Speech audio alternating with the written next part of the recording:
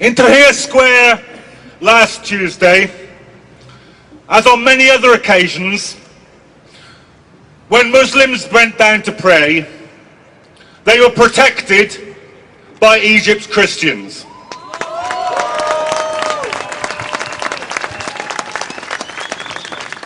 Tomorrow, I just received this message from my friends in Tahrir Square right now. They have decided that tomorrow will be a day for the martyrs, and that a mass, a Christian mass, will be said in Tahrir Square, and the Christians will be protected by the Muslims.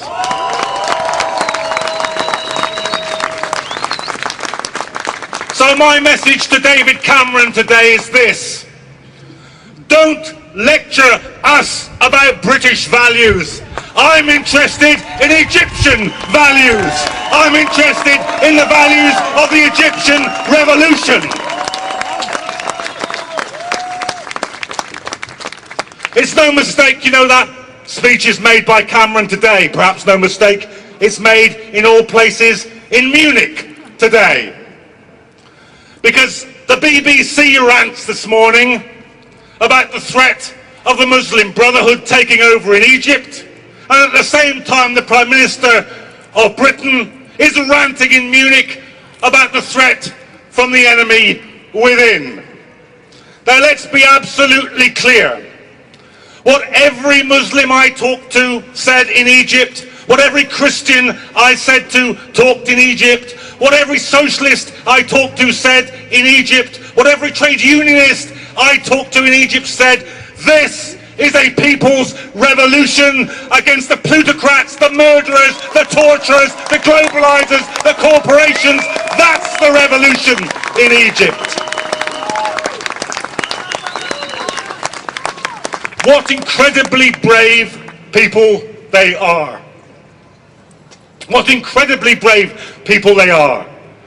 Organised so brilliantly. When I went into Tahrir Square, as Tarek said, there was cooperation between the army, at least some of the rank and file soldiers.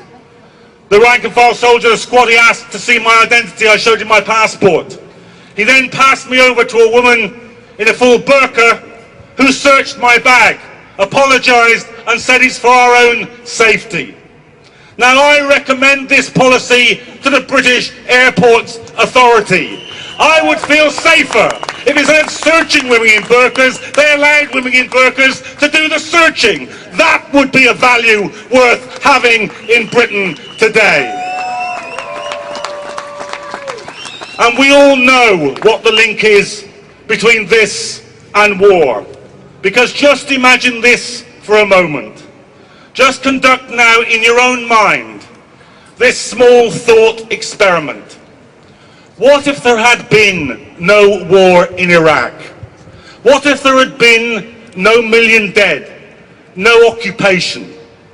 What would now, after Tunis, after Cairo, after Egypt, what would the headline that we would be reading say?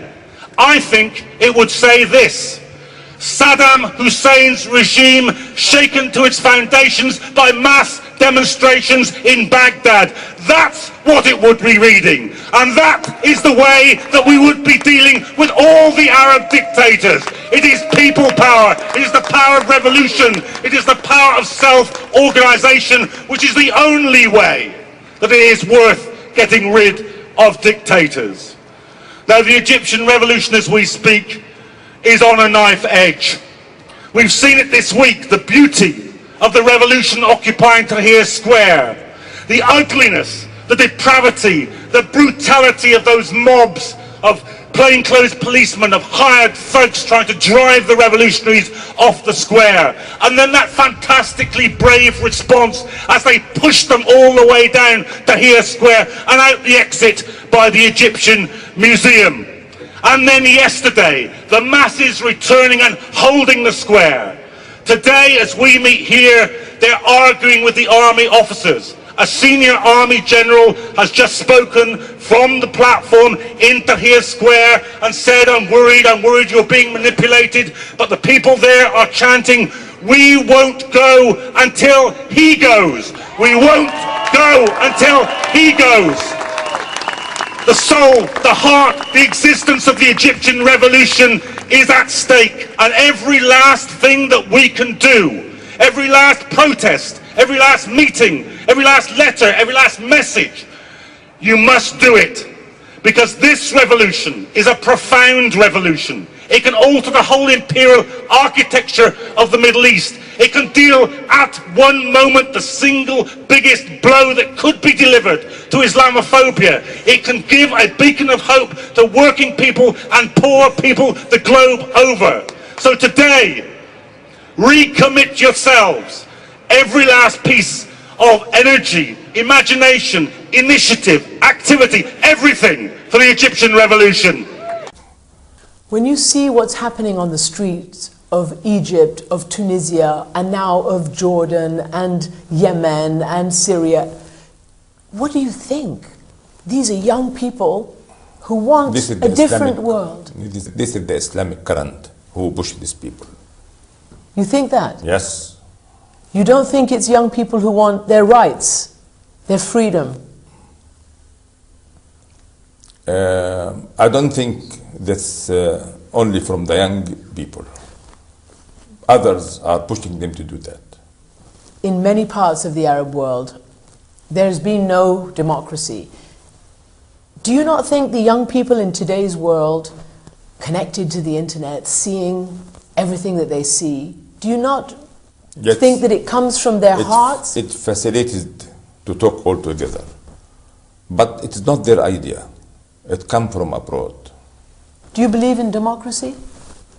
For sure, everybody believes in the democracy. So do you not? But when you will do that? When the people here will have the culture of democracy. We know what the opposition wants. What do you want from the opposition? I want from the opposition to understand that in this limited time, we can do what President Mubarak have said. And we cannot do more. And when new president will come, you will have more time to make any changes you want. What message do you have for the young people who are still standing and still in that Liberation Tahrir Square? We can say only go home. We cannot do more than that. We cannot push them by force. Everybody have to go home. We want to have normal life. We don't want anybody in the streets. Go to work. Bring back once again the tourists. Go to the normal life. Save the economy of the country. Mr. Vice President, thank you very much for being with us. Thank you.